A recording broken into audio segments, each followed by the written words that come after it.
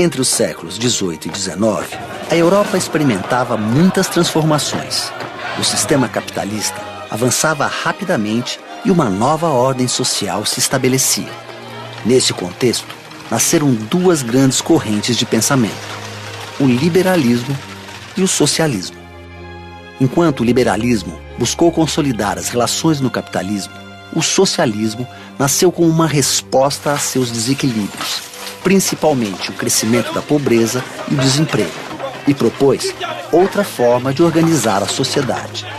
Muitos filósofos e economistas alimentaram as ideias liberais e socialistas ao longo dos anos. Adam Smith e Karl Marx foram seus principais expoentes. Adam Smith nasceu na Escócia em 1723. Filho único de um fiscal da alfândega, aos 16 anos já estudava filosofia na universidade. Mais tarde, tornou-se professor de lógica e filosofia na Universidade de Glasgow. As ideias de Adam Smith atacavam a política econômica dos reis e o regime feudal que ainda existia em algumas regiões da Europa. Logo, os burgueses se identificaram com suas teorias, que foram de grande importância para o desenvolvimento do capitalismo nos séculos XIX e XX. Adam Smith é considerado o pai da economia moderna, e sua principal obra é A Riqueza das Nações, escrita em 5 volumes. Karl Marx nasceu em 1818 na Alemanha. Filho de um advogado da classe média, chegou a estudar direito, mas logo se voltou para a filosofia. Suas teorias são uma crítica radical ao capitalismo e foram além dos livros e das universidades. Ativista do movimento operário, Marx também propôs mudanças concretas na sociedade, como o fim da propriedade privada e das classes. Sua principal obra, O Capital, tornou-se referência mundial e influenciou movimentos políticos de esquerda ao longo das décadas seguintes. Adam Smith e Karl Marx não foram contemporâneos. Marx nasceu 28 anos após a morte de Smith. Mas se esses grandes pensadores pudessem viajar no tempo e se encontrassem, certamente teriam muito a dizer um ao outro. Os dados estão armazenados. O encontro do século.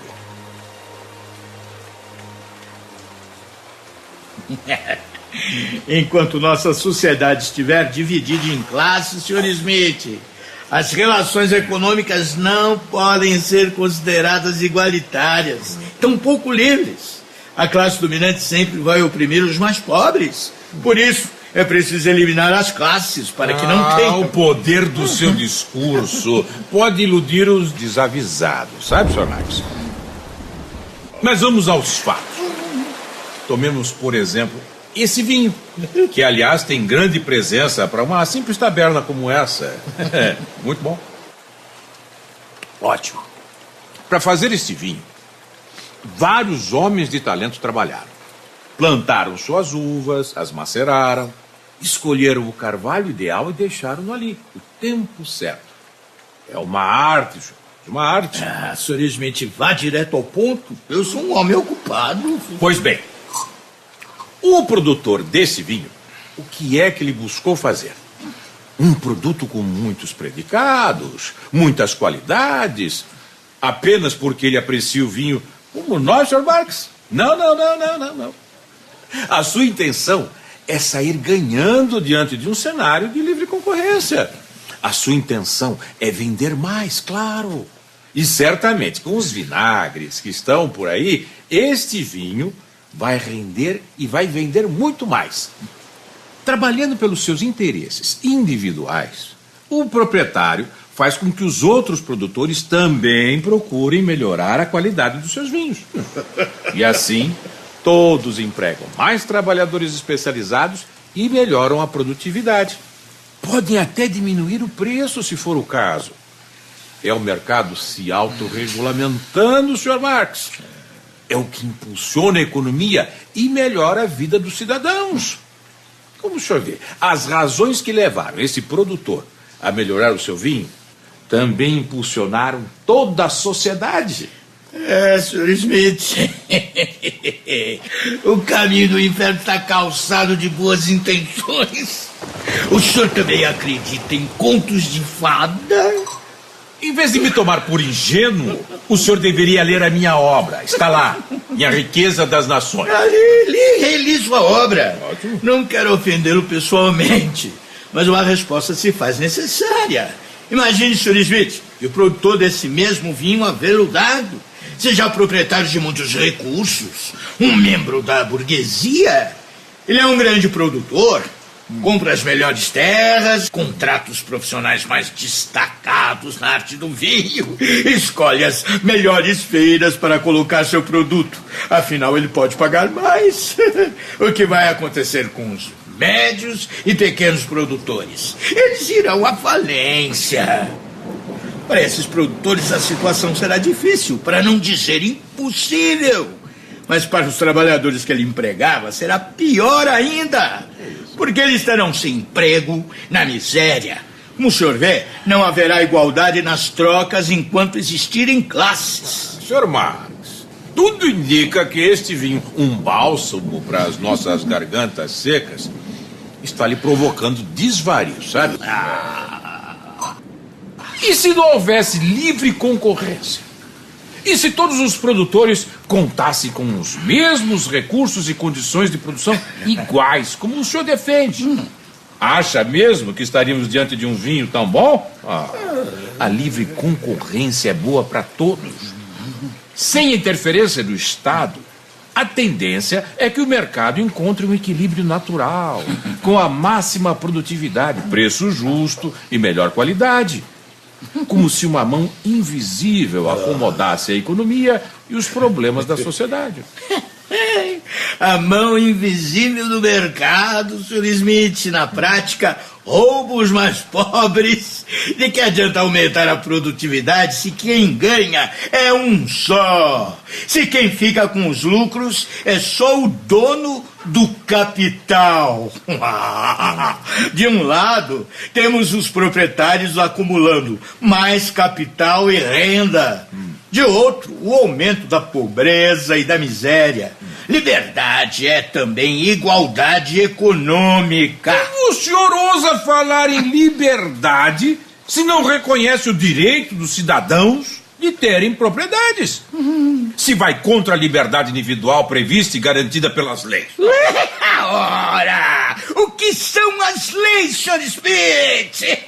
Se não uma reunião de palavras cunhadas pela classe dominante em defesa da própria classe dominante. Liberdade é igualdade econômica, é satisfazer as necessidades de toda a sociedade. E a propriedade privada está na raiz da desigualdade, porque uns têm tanto e outros nada. E esses que têm tanto ainda podem explorar o trabalho daqueles que nada têm. O capitalismo não existe sem exploração do trabalho. Quer ver? Camarada garçom, por favor. Sim, pois não? Como é seu nome, rapaz? É Wagner, senhor. Caro Wagner, pode nos dizer se esse é o primeiro trabalho? Não, na verdade, senhor, eu trabalhava com couro, fazendo todo tipo de artesanias. Aprendi com um mestre que morreu, mas me legou sua arte e seus instrumentos. Como é que viestes a trabalhar aqui, meu jovem? Desperdiçando as suas mãos fantásticas e talentosas servindo aqui numa estalagem? Sim, é que quando a colheita começou a cair, os camponeses deixaram de comprar os meus produtos. Tentei trabalhar numa fábrica, mas estavam contratando mais mulheres. Esse trabalho, jovem Wagner, lhe proporciona uma vida digna? Seus ganhos são justos? Eu durmo e me alimento aqui. Mas meus pais e irmãos pequenos estão passando necessidade. Está vendo o resultado da autorregulação no mercado? Muito obrigado, rapaz. Por nada, licença. Como o senhor vê, diante das intempéries e instabilidades, são as classes menos favorecidas que mais sofrem. Sr. Marx, o senhor está olhando apenas para um momento passageiro da história. Em breve, os benefícios da Revolução Industrial vão superar essa situação difícil que se abate sobre toda a sociedade. Esse e outros rapazes terão um bom futuro com as descobertas recentes. Nós que temos a oportunidade de viajar no tempo, sabemos que não será exatamente assim. Com licença. É Engels. Conhece? Já ouvi falar. Grande amigo. Sim, Quando vão reunir? Certo, sim. Vamos reproduzir o manifesto. Mas, Fred, você nem imagina com quem eu estou conversando. Não, errou. Eu estou dividindo mesa e vinho com o inimigo do povo. O senhor Adam Smith. Sim, pessoa com peruca, casaca e todas as suas teorias. É mais agradável do que eu poderia supor. Mas deixe-me agora continuar, que ele está ficando impaciente. Até breve, companheiro. Eu ainda não tive a oportunidade de conhecer esse invento. Mesmo nas minhas viagens do tempo, nunca vi um desses. O telefone celular permite ouvir a voz e falar com pessoas que não estão aqui, que estão em outros lugares. Maravilha! Quanto tempo e dinheiro serão poupados? E olha que acabamento, que brilho, hein? Certamente não é uma invenção socialista. Não é. Sr. Marx, observando o que aconteceu na União Soviética, poderemos afirmar que o socialismo é uma utopia. A livre iniciativa foi sufocada. Isso levou à baixa produtividade da indústria e a um desenvolvimento pífio das forças produtivas. Um produto como esse realmente não poderia ser criado e fabricado num país socialista. O senhor bem sabe que a Revolução Russa transformou um Estado monárquico e semifeudal em uma potência industrial do século XX. Negar o desenvolvimento científico e industrial que a União Soviética teve é um erro histórico. Uma potência industrial? Tenha coragem de desvendar os próprios olhos, Sr. Marx. A economia russa não está entre as maiores do mundo. Além disso, esse processo de industrialização foi acompanhado de uma constante exploração dos trabalhadores que realizavam jornadas de trabalho de até 16 horas. Mas o mais grave, em nome de supostas conquistas sociais, a democracia foi atingida mortalmente. A União Soviética viveu isso. Infelizmente, vejo que esses acontecimentos ficaram inscritos na história do socialismo, Sr. Smith. Os erros cometidos por Stalin e outros líderes que deturparam minhas ideias e de outros companheiros não podem ser repetidos. Se eu estivesse lá, talvez tudo tivesse sido diferente. Não, Sr. Marx. É uma utopia mudar a natureza humana. Se o senhor estivesse lá, o que poderia fazer? Porque as suas ideias negam a natureza humana, que é individualista. Por outro lado, Sr. Smith, em países que adotaram as suas ideias em nome da bandeira do livre comércio, os mais ricos se tornaram ainda mais ricos e os mais pobres miseráveis. Eles também favoreceram ditaduras em outros países, estiveram por detrás de vários regimes totalitaristas, financiando golpes e conflitos.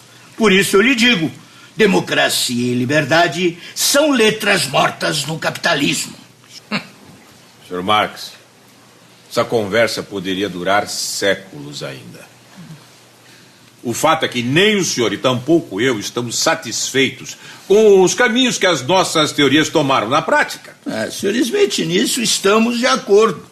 Como digo, o que importa não é interpretar o mundo, mas transformá-lo. E parece que ainda não conseguimos. Pois é, como dizem neste tempo, chegou a hora. Nas minhas viagens pelo tempo eu consegui conhecer este invento. Dizem que é de um brasileiro. Brasileiro? Santos Dumont, um aviador muito útil. Por favor, a conta. Ele paga.